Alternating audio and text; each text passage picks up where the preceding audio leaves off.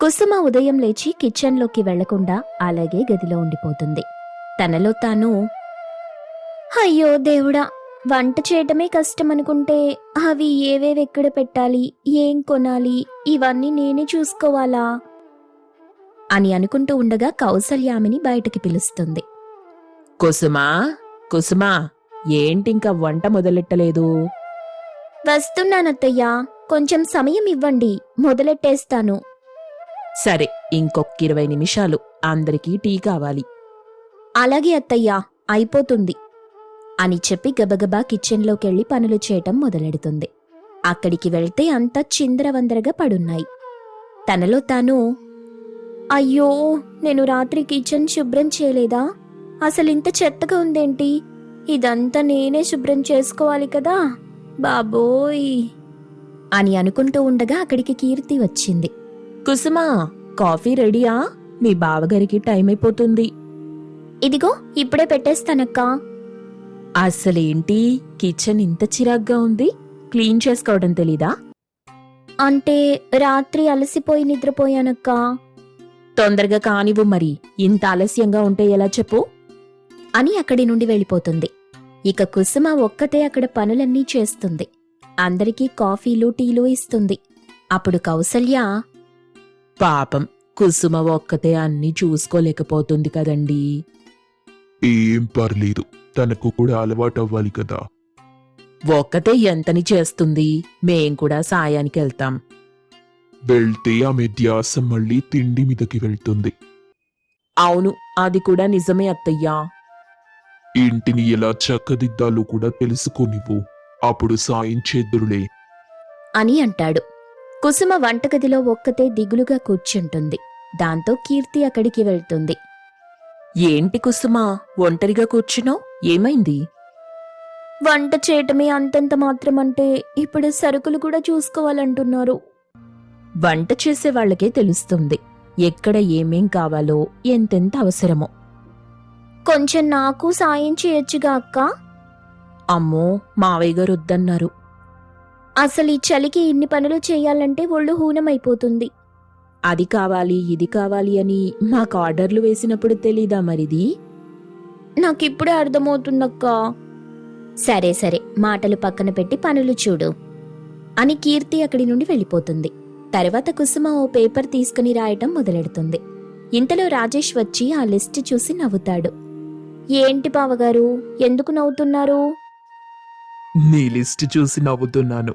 అసలు ఈ లిస్ట్ ఇస్తే వాడికి ఏమైనా అర్థమవుతుందంటావా? అంటే అది నాకు తెలుగు రాయటం సరిగ్గా రాదు. అవునన్నయ్యా, మా ఆవిడకి తినడం వచ్చినంత బాగా ఏదీ రాదు. ఇక్కడ కూడా నన్ను ఏడిపించాలా? అసలు ఇవన్నీ ఎలా మేనేజ్ చేయాలో అర్థం కాక నేను ఏడుస్తుంటే నాకెంత సంతోషంగా ఉందో. కానివ్వు అని జోకులు వేసుకుంటూ నవ్వుకుంటున్నారు. ఏంట్రా అందరూ ఒక చోట చేరి గోల చేస్తున్నారు? ఏం లేదమ్మా, నీ చిన్న కోడలు వంట సామాన్ల పేర్లన్నీ మార్చేస్తుంది. ఎందుకనలా ఏడిపిస్తున్నారా? ఆమె గాని మరో 1 వారం రోజులు వంట చేసిందనుకో, మన ఇంట్లో పరికరాల పేర్లన్నీ మారిపోతాయి అని నవ్వుకుంటూ రాకేష్ బయటికెళ్ళిపోతాడు. ఇక కుసుమ ఆ లిస్టు తీసుకుని మార్కెట్కి వెళ్తుంది. కాని ఆమెకి ఏవెలా తీసుకోవాలో తెలియక ఖాళీ చేత్తో ఇంటికొస్తుంది. కుసుమా, ఏంటి ఖాళీ చేతులతో ఇంటికొచ్చావు? సరుకులు తీసుకురాలేదా? అది అది అత్తయ్యా, ఏమైంది?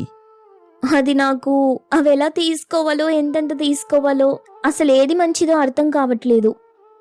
సరే, ఇప్పుడు మమ్మల్ని తోడు తీసుకుని వెళ్దామనొచ్చావా? అంతే, అందుకోసమే వచ్చాను సరే, మొదటిసారి కాబట్టి నేను నీకు సాయం చేస్తాను అని కుసుమతో పాటు మార్కెట్కి వెళ్ళింది కౌసల్య. అన్నీ తీసుకుంది. బిల్ వేసిన తరువాత, కుసుమా, మావయ్య గారు డబ్బులిచ్చారు కదా, ఆ బిల్ కట్టేసిరా. అత్తయ్య, నేను చెప్పడం మర్చిపోయాను, నా దగ్గర డబ్బులు లేవు. అదేంటి, ఎక్కడైనా పారేసుకున్నావా? లేదత్తయ్యా, చలిగా ఉందని, ఆకలేస్తుందని అక్కడ వేడివేడిగా బజ్జీలు వేస్తుంటే ఒక 5 ప్లేట్లు తినేశాను.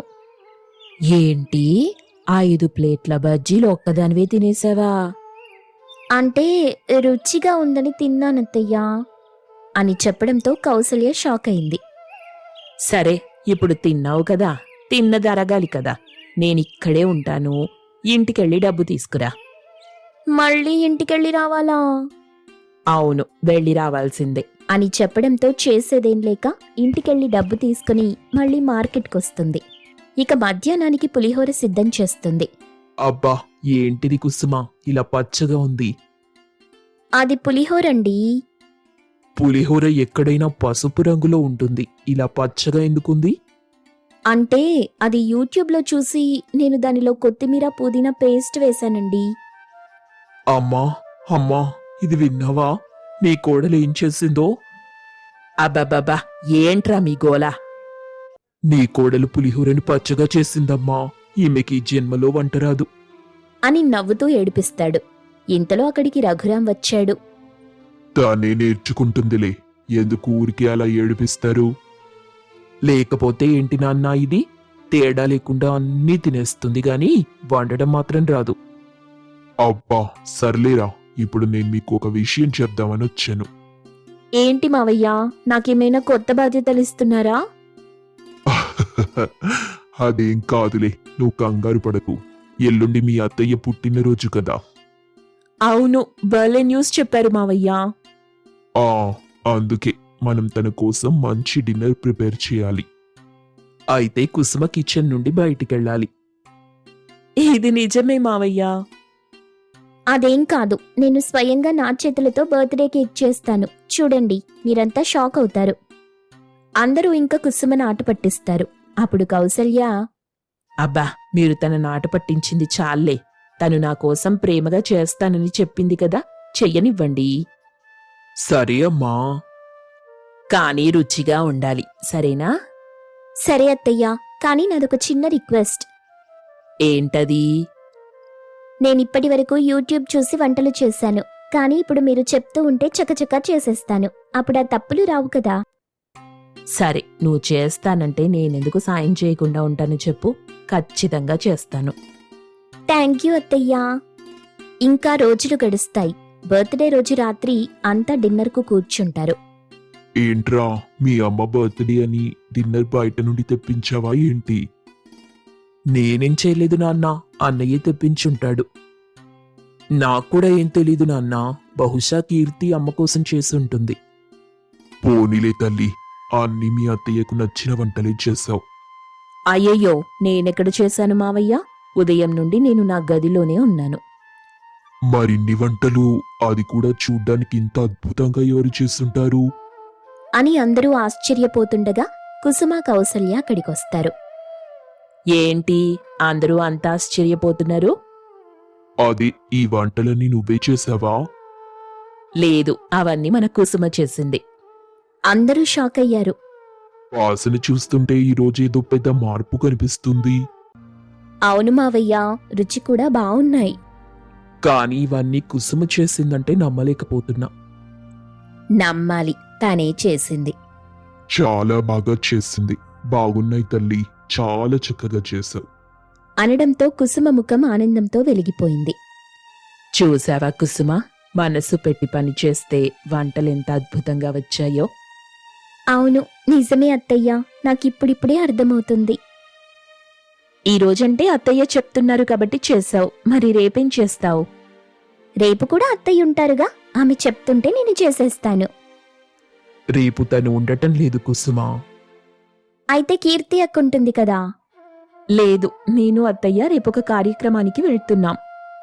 అంటే రేపు ఎవరి గైడెన్స్ లేకుండా కుసుమ ఒక్కతే ఇంటిని చూసుకోవాలా? అవును రాకేష్. నాకేం భయం లేదు మావయ్య, నేను చూసుకుంటాను, ఎవరూ లేకపోయినా. నీకు కాదు భయం, మాకు. అనడంతో అందరూ నవ్వుతారు. ఇంట్లో ఎవరూ లేకుండా కుసుమ ఎలా మేనేజ్ చేస్తుందా అని ఎదురు చూస్తూ ఉంటారు రాజేష్, రాకేష్. ఉదయాన్నే హడావిడిగా వంటగదిలో పనులు మొదలవుతాయి. అంత చలిలో కూడా పొద్దున్నే లేస్తారు. కీర్తి పిండి కలుపుతూ ఉంది. కౌసల్య నీళ్లు మరిగిస్తూ ఉంది. కుసుమ మాత్రం ఇంకా లేవలేదు. దాంతో కీర్తి, అత్తయ్య, మీ చిన్న కోడల్ని మీరు మరీ ఎక్కువ గారాబం చేస్తున్నారు. అడిగినవన్నీ చేసి పెడుతున్నాను, అందుకే అలా అంటున్నావా? అంతే కదత్తయ్యా మరి. సరేలే, మెల్లిగా అందరం కలిసి చెప్దాం తనకి. మీరే చెప్పుకోండి. రేపటి నుండి ఇంత చలిలో పొద్దున్నే లేచి వంట చేయటం నా వల్ల కాదు. నా వల్ల కూడా కావట్లేదు కీర్తి. కానీ ఏం చెయ్యను చెప్పు. మీరే ఏదో ఒకటి చెయ్యాలత్తయ్యా అని చెప్పి అక్కడి నుండి వెళ్ళిపోయింది. ఇంతలో రాజేష్, రాకేష్ ఇద్దరూ అక్కడికొచ్చారు. ఏంటమ్మా పొద్దున్నే ఇలా గట్టిగా మాట్లాడుకుంటున్నారు? ఏముందిరా, ఆ పిల్ల వచ్చి ఇన్నాళ్లయిందా? రోజూ మాతో చాకిరీ చేయించుకోవటమే గాని ఒక్కరోజైనా సాయానికి రాలేదు. నువ్వుండమ్మా, నేను మాట్లాడతాను. ఒరేయ్, నువ్వు తొందరపడకు. దీనికి మనమేదైనా పరిష్కారం ఆలోచించాలి. అవును, రాజేష్ చెప్పింది నిజమే. ఉదయం లేచేసరికి ఫ్రిడ్జ్ అంతా ఖాళీ అవుతుంది. నాకేం చేయాలో అర్థం కావట్లేదు. ఆ పిల్లకి ఎలా చెప్పాలో తెలియట్లేదు. అయితే బీరువాకి తాళం వేసినట్టు ఫ్రిడ్జ్కి కూడా వెయ్యాలేమో. నిజమే నాన్న, నాకు కూడా అది అనిపిస్తుంది. హా, సరే, దీనికి బాగా ఆలోచించి మనం సరైన పరిష్కారం వెతకాలి. సరేనండి అని మాట్లాడుతుండగా కుసుమ నిద్రలేచి అక్కడికొచ్చింది. అత్తయ్య, టిఫిన్ తయారు చేసేశారా? చాలా ఆకలిగా ఉంది. చేశాను కుసుమ, ఇదిగో తిను. అయ్యో, ఏంటత్తయ్యా, ఈరోజు పూరీలు చేస్తారేమో అనుకున్నా. అది పొద్దున్నే సాయానికి ఎవ్వరూ లేక దోశలు వేశాను. సర్లేండి, ఓ గంటాగి పూరీలు చేసేయండి అని అక్కడి నుండి వెళ్ళిపోతుంది. దేవుడా, ఈ తిండిపోతు కోడలితో నా వల్ల కావట్లేదు. నువ్వే ఎలా అయినా మార్చాలి తండ్రి. ఆ దేవుడి వల్ల కూడా అవదేమో అమ్మా. మొత్తానికి అమ్మని కూడా భయపెట్టే కోడలు దొరికింది. ఒరేయ్, మీ ఇద్దరికీ ఆటలుగా ఉందా? వెళ్ళండి, వెళ్ళి పనులు చూసుకోండి. సరే, నువ్వు పూరీలు చేసుకో అమ్మా అని సరదాగా అనేసి అక్కడి నుండి వెళ్ళిపోతారు రాజేష్ మరియు రాకేష్. ఇక ఆ రాత్రి నిజంగానే ఫ్రిడ్జ్కి తాళం వేసేసి అంతా పడుకున్నారు. అయ్యో, ఇదేంటి ఫ్రిడ్జ్ ఓపెన్ అవ్వట్లేదు? నాకేమో బాగా ఆకలేస్తుంది, ఏం చెయ్యాలి అని అనుకుంటూ రాకేష్ దగ్గరికి వెళ్ళింది కుసుమ. రాకేష్, రాకేష్ అబ్బా, ఏంటి కుసుమ, అర్ధరాత్రి నీ గోలా? నాకు ఆకలిగా ఉంది, ఫ్రిడ్జ్ ఓపెన్ అవ్వట్లేదు. అది అవ్వదు గాని నువ్వు నిద్రపో. అదేంటి, ఎందుకవదు? దానికి నాన్న లాక్ వేశారు, విసిగించకుండా నిద్రపో అనేసి అతను నిద్రపోతాడు. కుసుమకేమో ఆకలితో రాత్రంతా నిద్రపట్టదు. ఇక ఉదయం లేచిన వెంటనే, అత్తయ్యా, అత్తయ్యా, ఫ్రిడ్జ్కెందుకు లాకేశారు? మరి వెయ్యకేం చేస్తారు? ఉదయం లేచేసరికి అంతా ఖాళీ చేస్తున్నావు నువ్వు. మాకు తినడానికి ఏమీ ఉండట్లేదు. మరి నాకు ఆకలిస్తుందక్కా. పోనీ వంటలో ఏమైనా సాయం చేస్తావా అంటే అది కూడా లేదు. మేం మాత్రం చలిలో నీకోసం వండి పెట్టాలి. అంటే అక్క, నాకు వంట రాదు. నాకు అరుగుదల ఎక్కువ, డాక్టర్స్ కూడా చెప్పారు. అందుకే ఇంతలా తింటున్నానంట. అయితే దానికి మేము బాధ్యులమా? అని కాస్త గట్టిగా మాట్లాడడంతో ఇంట్లో వాళ్ళంతా అక్కడికొచ్చారు. ఏంటి, పొద్దున్నే సరదాగా ఉండే ఇల్లు ఈ రోజులా వేడివేడిగా ఉందేంటి? అంటే మావయ్య, అది ఫ్రిడ్జ్కి తాళం. నేనే వేశాను. నువ్వు కాస్త తిండి అదుపులో ఉంచుకోవాలి కోడలా. నా వల్ల కావట్లేదు మావయ్య. నీ మంచి కోసమే చెప్తున్నాను. అబ్బా, అవన్నీ నాకు తెలీదు మావయ్య. నేను కిచెన్లోకెళ్ళి తినడానికి ఏమైనా ఉన్నాయేమో చూసొస్తాను అని గబగబా కిచెన్లోకెళ్ళింది. అక్కడున్న వాళ్ళంతా ఒకరి మొహాలొకరు చూసుకుంటారు. నాన్న, నువ్వు ఆ ఫ్రిడ్జ్కి తాళం వేయకపోవడమే మంచిదేమో. నాకు అదే అనిపిస్తుందిరా. ఈ సునామీ కంటే అదే మంచిదిలే నాన్న. వదిలేయండి, ఆ ఫ్రిడ్జ్ అలా వదిలేసేయండి. సరేరా అని ఎవరి పనుల్లోకి వాళ్ళు వెళ్ళిపోయారు. ఇక కిచెన్లో కౌసల్య కుసుమతో, కుసుమా, ఈరోజు టిఫిన్ నువ్వే సిద్ధం చెయ్యాలి. నువ్వు కూడా ఇవన్నీ ఎప్పటికైనా నేర్చుకోవాలి కదా. అత్తయ్య, నేనా? ఈ చలిలో నేనెలా వంట చేస్తాను? మరి మేమెలా పొద్దున్నే లేచి చేస్తున్నామనుకున్నావు? అత్తయ్య, నా వల్ల కాదత్తయ్యా. ఏమైంది? మళ్ళీ ఇదొక కొత్త డ్రామానా? మీ అమ్మగారు నన్ను వంట చేయమంటున్నారు. నా వల్ల కాదు, నా స్కిన్ పాడైపోతుంది, నేను చెయ్యలేను. ఇదిగో అమ్మాయి, ప్రతిసారి నీకెవరో ఒకరు చేసి పెడతారనుకుంటే పొరపాటే. నువ్వే చేసుకోవడం అలవాటు చేసుకోవాలి. లేకపోతే రేపొద్దున ఇల్లు గడపడం కష్టమవుతుంది. సరే అత్తయ్యా, నేర్చుకుంటా. కానీ ముందు నాకు తినడానికి ఏమైనా పెట్టండి. అలా అంతా కలిసి టిఫిన్ చేయడానికి కూర్చున్నారు. కుసుమ మాత్రం వంట చేయడంలో కంటే తినడంలోనే ఎక్కువ ఆసక్తి చూపిస్తుంది. కుసుమ, వంట చేయమంటే చేతులు గడ్డకట్టిపోతున్నాయన్నావు, కానీ తినడానికి మాత్రం ఏముండదా? తినేటప్పుడు వేడివేడిగా ఉంటాయి కదా, అసలేమనిపించదక్కా. భలే మాటకారివి నువ్వు. అయినా సరే, నువ్వు వంట నేర్చుకోవాల్సిందే. నేర్చుకుంటానక్కా, కానీ ముందు ఈ ఇడ్లీ ఒక్కటి తినేయాలి అని ఇడ్లీ తీసుకోవడానికి చెయ్యి చాపింది. అదేంటమ్మాయి, ఇందాకే తిన్నావు కదా. మధ్యాహ్నం వంట చేయాలి కదత్తయ్యా. కడుపు ఖాళీగా ఉంటే నా మూడ్ ఆఫ్ అయిపోతుంది. మూడ్ ఆఫ్ అయితే వంట రాదు. అమ్మా, అయితే నువ్వు వంట నేర్పించడానికి ముందు వంట చేయాల్సిందన్నమాట. రేపటి నుండి వంటగది నీకప్పచెప్తే తెలుస్తుందిరా ఆ అలసటేంటో. ఇంతలో కుసుమ మరో ఇడ్లీని నోట్లో పెట్టుకుంటూ, అత్తయ్యా, నేనిప్పుడు నేర్చుకుంటాను, కానీ ముందు ఈ 2 ప్లేట్ల ఇడ్లీలు కూడా తింటాను.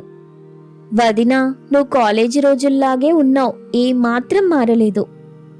అంతే మరి, ఒకేసారి నా అలవాట్లు ఎలా మార్చుకోగలుగుతాను? కాసేపటికి టిఫిన్ అయ్యాక కౌసల్య కుసుమకి ప్లేట్లు కడగమని చెప్పింది. ఇవిగో, ఇవి కడుగు. ఇక్కడి నుండి నువ్వు పని నేర్చుకోవటం మొదలెట్టాలి. అత్తయ్యా, నా చేతులు పాడవుతాయి. నా నెయిల్స్ చూసారా? తినేటప్పుడు మాత్రం ఇవేం గుర్తురావు. పని చెప్తే అన్నీ గుర్తొస్తాయి కదా నీకు. ఈ నీళ్లు కూడా చల్లగా ఉన్నాయి. ఇంత చలిలో ఈ నీళ్లలో నేనెలా చేపెట్టాలి? జిలేబీలు, ఐస్ క్రీంలు ఎలా తింటావో ఇది కూడా అంతే. అయ్యో, సరే అక్క, నేను కడిగేస్తాను. కానీ ఒక కప్ టీ తీసుకురండి. అబ్బా, నీకు పని చెప్పడం కూడా మాకే పనైపోతుంది. ఏం చేస్తాం, తీసుకొస్తాం అని లోపలికెళ్ళింది.